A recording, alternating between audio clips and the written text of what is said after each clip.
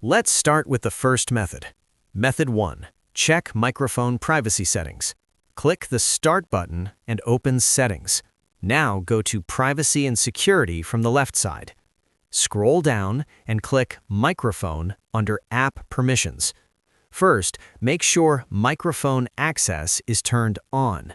Then make sure Let Apps Access Your Microphone is also turned on. Scroll down and check the list of apps. Enable the microphone for the specific app where it's not working, like Zoom, Teams, or a recording app. Also make sure Let Desktop Apps Access Your Microphone is enabled. After turning these on, test your microphone.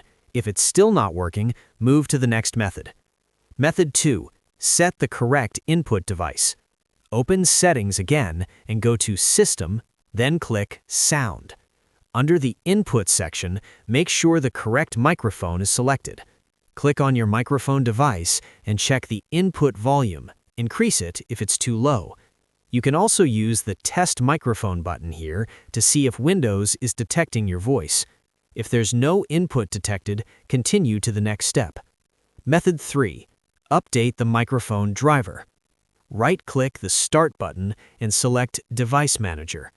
Expand Audio Inputs and Outputs.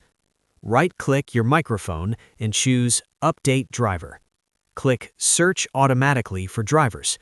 If that doesn't fix it, you can try Uninstall Device, then restart your computer. Windows will reinstall the driver automatically. Extra fix. Check Sound Control Panel. Press Windows plus R, type mmsys.cpl and press Enter. Go to the Recording tab.